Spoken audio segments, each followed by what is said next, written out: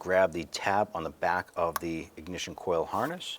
You're going to pinch it, pull it right off like so. Next, we're going to use an 8mm socket and remove this right here. Remove that stud. Grab the ignition coil, pull it up and out.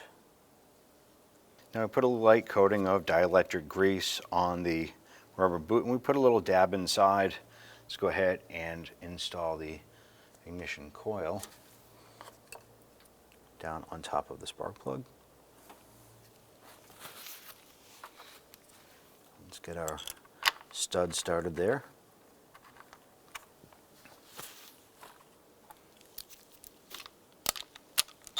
We can go ahead and just snug that down.